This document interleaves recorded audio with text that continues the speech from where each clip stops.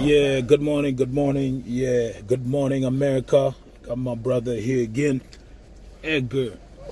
Yeah, today's a beautiful Sunday. You know, the message at church actually was about grace, since my man asked.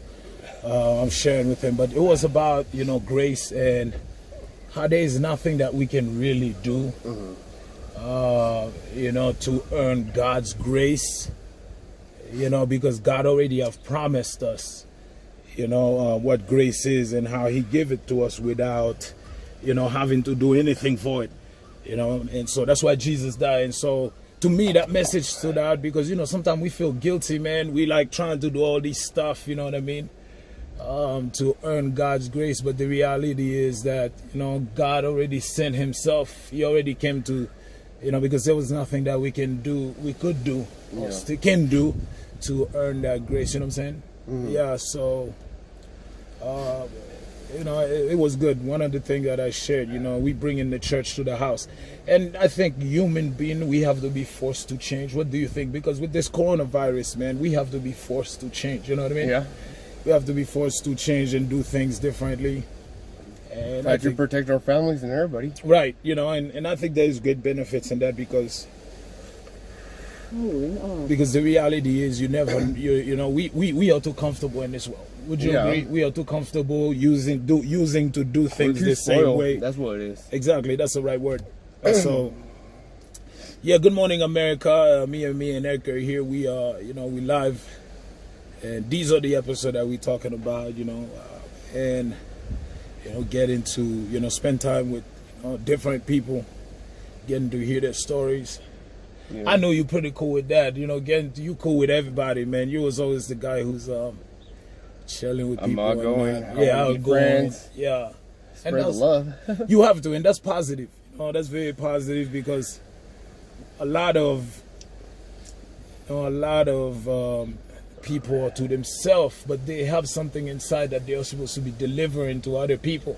Like you and I, we got into numerous conversations where you touched my life. And, you know, and I know you probably felt the same way, but, you know, because when you are to yourself, you're segregating, isolating yourself, then, you know, you are basically stealing from the other person, is what I like to say. Yeah. You know, because there's a message God put us here on this planet to deliver to each and everyone. And it's when you get into conversation with that person, making that person feel loved and comfortable around you, then that person is able to be themselves and open up to you, man. We all have a different job. Yeah.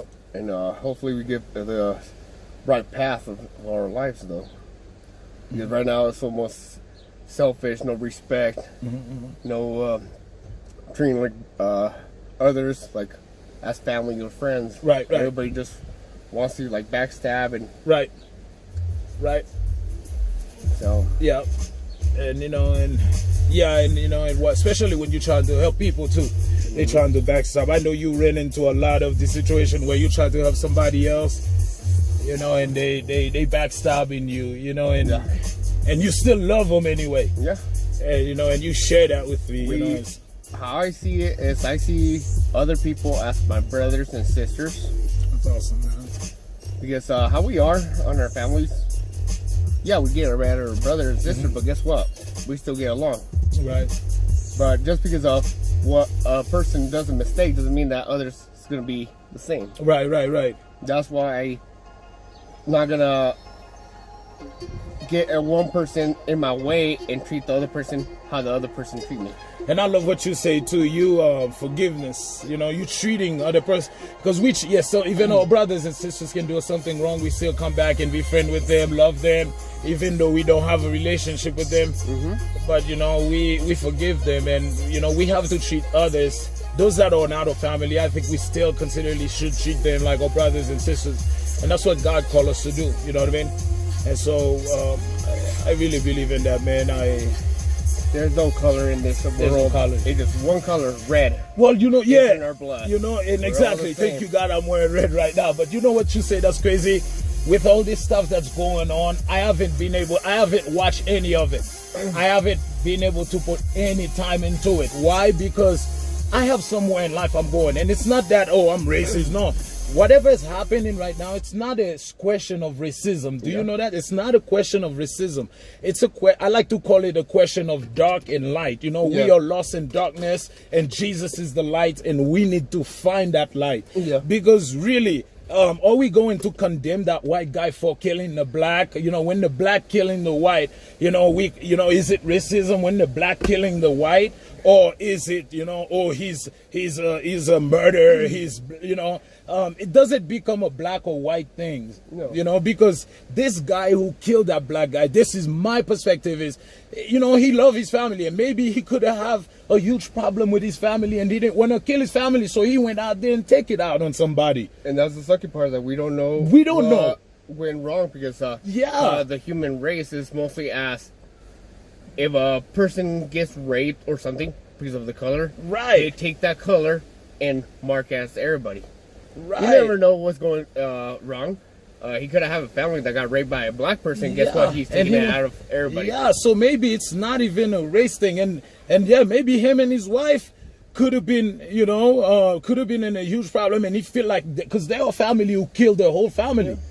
And said they had some kind of vision or mission or, some kind of craziness. And so we cannot look at this as a question of black and white. Because if it was black and white about racism, then the white people wouldn't be out there marching with the black. You see, history is repeating itself. And it's going to continue to repeat itself, because if you look at from the Garden of Eve, this thing's been happening. I mean, was Adam and Abel black and white? Was it about racism? No. It's a spiritual world, principality, like the Bible say we're fighting. It's a battle that man cannot understand. And so what we have to do is turn to Jesus. What we have to do is come to Christ, man. Like, I mean, you Spanish, I'm black. When I came to America, I know there was a lot of Spanish that doesn't like black people. The Dominican Republic, they kill a lot of, black, and so men do not know what it is. And I was listening to Miles Monroe, and I referred him a couple times in our last episode. Miles Monroe talk about this. It's a question of black. It's a question of dark and light. Men are in the darkness, and Jesus is light. They need to seek God so we can have that wisdom of knowing what's happening in this world. Because whatever is happening right now, so we kill a white man, kill a black man. So we are there taking revenge. We're burning cars. Who know? We killing other people. Like the martial laws, and the tougher security is coming. But me, what I've done, like everybody been asking me, Dexter, have you been watching this? I haven't. And I don't want to, because it's just going to brainwash me and destroy where I'm going. I have a focus.